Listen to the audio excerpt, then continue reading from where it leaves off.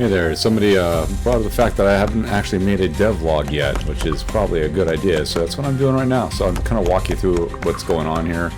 You can see that we have the ability to examine stuff. When you examine important things, you have entries that will get added to your journal, which you can go ahead and review. And here's the inventory windows, and there's a journal, so that way you can kind of see progress as you're making it through the game now. And there's achievements also that you got that you can unlock and complete. And I'll go ahead and walk you through completing one of the achievements here, because there's level achievements and there's world achievements. And pretty much anything that you examine, for the most part, if it's not a journal entry, it's probably an achievement. There's going to be very little items that will be that you can examine that doesn't have some kind of purpose in the game. It's either going to be something like this, where you got like gold, so you got some gold that's laying around, and enrich yourself by picking up some of that stuff. And you can see that the inventory is updated with what you're picking up. You got your main story quest, and you can see you can hover over some of the items that you get the rewards to see a little bit of info about that. Then you can also examine some of the items that are on the ground. You can see once again your journal got updated because you checked out that little skeleton guy. You can open up your treasure chest and loot the treasure chest. And there's an achievement tied to treasure chest as well. That's a level-wide achievement, and a level-wide achievement is where you can go ahead and complete the achievement in the level. And then there's going to be also some game-wide achievements, and those are going to be ones that are completed by making some progress through them throughout the game. So they're not going to be just tied to a level. It's like a game-wide thing where not all the achievements will be located in that same level.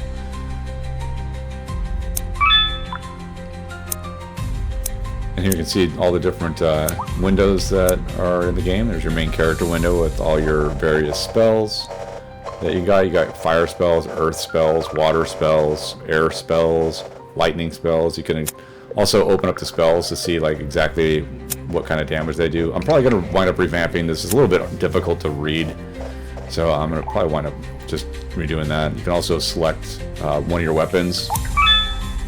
Those are just kind of placeholders for now. There'll actually be an icon there that'll show you like the actual weapon later on down the road. And here you got a loot sack that you can open up, so it's kind of like a treasure chest, except for has a different kind of loot. Mostly it's going to be gold. Might put some other stuff in there, who knows. But this will be one of the achievements that we'll complete. And here's your completed quests, and you haven't completed any yet. As you can see right there, there's a main story quest, and also you can pick up side quests as well. And right now there is one side quest that we can also pick up and complete, and we'll do that in a minute here. So, you know, since I wrote the game, I kind of know where all the achievement stuff is. So it's kind of quick, and you know, that's where their locations are now. But when the game launches, I'm probably gonna wind up moving this stuff around. You know, I got to make it challenging for people. You gotta like scour your way through the game to find this stuff. And one of the things that I kind of like that some of the other games, well, I should say most games that are out there these days, don't do is they don't have like lots of dark areas.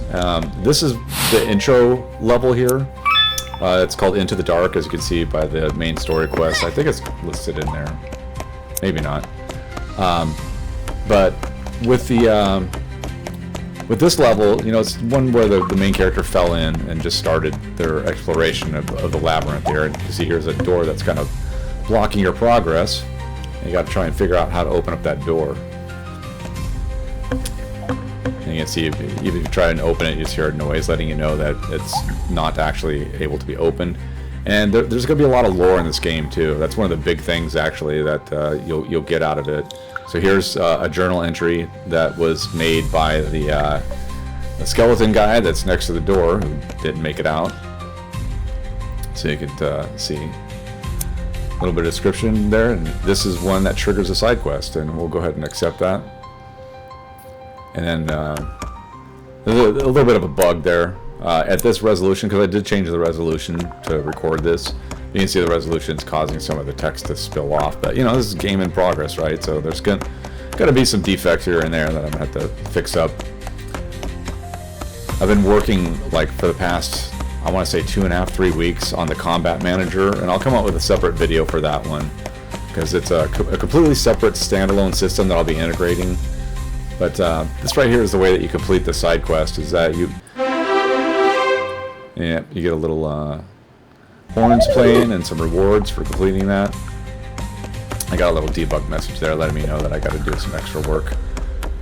And like I said, I know where everything is in the level because I put everything in the level. So I guess I don't know if you would call that cheating or not. It's like I just know where everything is. So, but I figure I'd walk you guys through pretty much everything that's in this level. And I even like forgot where, because I knew I had a gold piece around here somewhere. I just don't remember exactly where I put it. So some of the stuff, it can be a little, oh, you can see the little hint there. So yep, just pick that up. Yeah, so one of the things I was mentioning that I really like the fact that this game, I'm going to be keeping some of these areas pretty dark. Because I mean, you're in a cave, right? And your player character does have a light that you see that's illuminating around her a little bit. So you'll have that light with you all the time. It's just something that is baked into the character itself, and I'll have some lore explaining why. And maybe I'll have something that flips around her, so that way you know, there's an excuse as to why and where the source for that light is. So right now we're just kind of making some progress here, trying to complete those achievements, or at least that one achievement that is completable. Here we go. We're now going to be at 4 out of 5 for the Get Sacked achievement. And by the way, this will be something that, you know, for all the platforms that support it, it'll be registered. Just like Steam, there'll be a Steam achievement that's associated with any achievement that you get in the game. Because, you know, I like to show off your achievements to your friends, if you have any friends. If you don't have any friends, well, that kind of sucks. Hopefully you get some friends. And so we just completed that. Yeah, we got 5 out of 5 for the Get Sacked achievement. And you get a little achievement, completed reward badge there. And that's, like I said, at that point you'll have your little Steam achievement unlocked later on down the road. And you can see that here we go, the completed. You got the little completed stamp that's on there, 5 out of 5 for Get Sacked. And right now that's the only one that you can complete. So now we need to figure out how to open up that door. And this looks mighty suspicious, right? So maybe we should go ahead and press that. Oh, what do you know? And yeah, it looks like that door's been activated now. And this just shows that you can't really do anything else with that pedestal there. So we'll just kind of make our way back over to the door. Yeah, like I said, I've been really focusing heavily on that combat manager. There was a lot to go into turn-based combat that, you know, it's the first time that I've done this. And wow, talk about an eye-opener. I decided to implement a few features that were really very difficult to unravel. Like haste and slow in a turn-based game is rather complicated to try and figure out. Just because, you know, you want to give yourself an advantage by making your player character have an advantage when they're hasted, and you want to make the monsters have a disadvantage with slow. Okay, so we can go ahead and press E and open up the door. And there we go. We completed the very first quest of the game. The Grotto Gambit. Now it's been updated. You get the little shaky thing on the main story quest thing. That will always be there. There's always going to be a main story quest. Well, until the end of the game anyways, right? But it lets that little shaky thing let you know that the quest was updated, and the noise also lets you, a little sound that plays when you complete part of the main quest, let you know that there's another main quest. And yeah, that's it.